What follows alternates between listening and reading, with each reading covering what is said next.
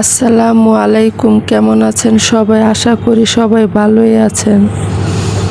আজ আমি সকালে ঘুম থেকে উঠে ডিপ ফ্রিজ থেকে সমস্ত মাছ বের করে এখন সব গুছিয়ে নেব। মাছগুলো আমার রাত্রে এনেছিল, আর দেখেন সমস্ত মাছ, একটা মাছও বাজার থেকে কেটে আনে নেই।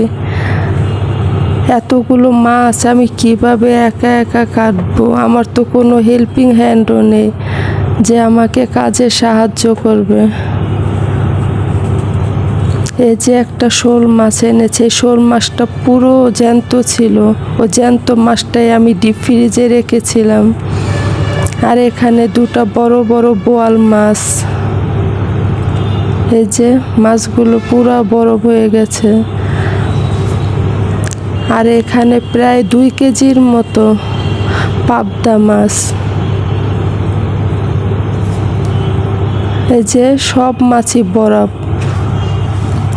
এখন আমি একে একে সমস্ত মাছগুলো ঢেলে নিব।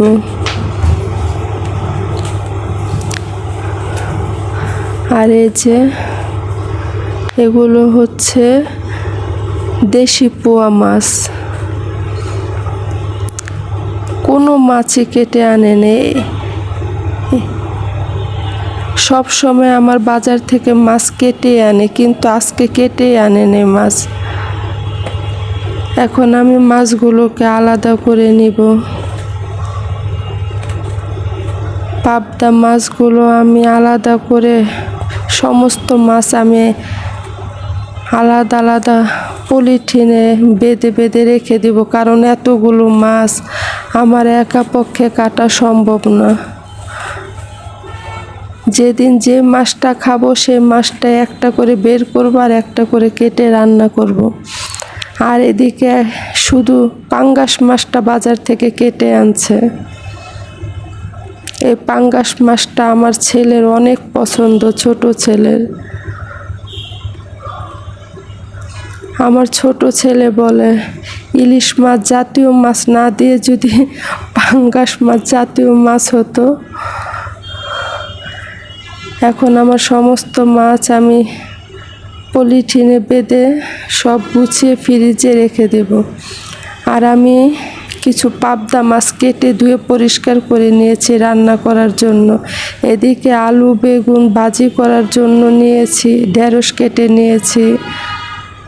আমি আলু বেগুন ভাজি করব, ঢেঁড়স আলু দিয়ে চাপা শুটকি দিয়ে রান্না করব। আর টমেটো পাবদা মাছ দিয়ে ভুনা করব। সমস্ত কাজ করে আমি অনেক ক্লান্ত হয়ে গেছি এত গরমের মধ্যে। এখন আমি একটু ঘরে রেস্ট নিচ্ছি। আর কিছু আম কেটে নিলাম, এগুলো আমাদের গাছের আম। এই আমগুলো সব আমি একাই খাবো না, এখান থেকে আমি 3-4 টুকরা খেয়েছি, আর বাকিগুলো আমার ছেলেরা খাবে।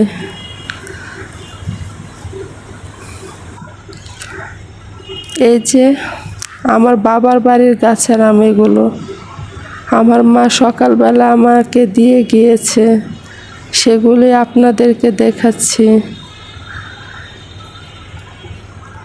গাছের আমের স্বাদই আলাদা। এগুলো সব গাছের পাকা আম এগুলো।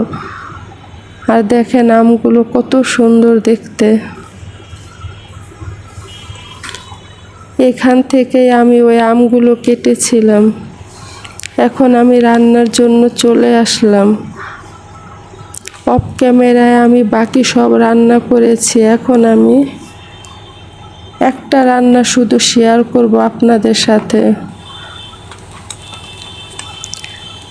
কড়াইতে পরিমাণ মতো তেল দিয়ে কিছু পেঁয়াজ দিয়ে পেঁয়াজটা হালকা একটু ভেজে, এখন আমি আদা রসুন বাটা দিলাম 1/2 চামচ, হলুদের গুঁড়া, মরিচের গুঁড়া, ধনে গুঁড়া, স্বাদ মতো লবণ। এগুলো দিয়ে আমি মশলাটা একটু কষিয়ে নিলাম। একটা তেজপাতাও দিয়ে দিলাম। একটা টমেটো কিউব করে কেটে দিয়েছি। এখন আমি মশলাগুলো ঢেকে দেব, ভালো করে আবার একটু কষিয়ে নেব। এই যে টমেটোগুলো আমার গলে গেছে। আমি আজ একটা মজাদার ডিম ভুনা করব। এই যে ডিমগুলো আমি সিদ্ধ করে শুধু নুন দিয়ে একটু ভেজে রেখেছিলাম, ওই ডিমটা আমি দিয়ে দিলাম। এরকম একটা ডিম ভুনা হলে আর কিছুই লাগে না, নিমিষে এক প্লেট ভাত পেট ভরে খাওয়া যায়। উপর থেকে আমি কয়েকটা কাঁচামরিচ ছড়িয়ে দিলাম, আবার একটু ঢেকে দিলাম। এখন আমি নেড়ে চেড়ে নেব।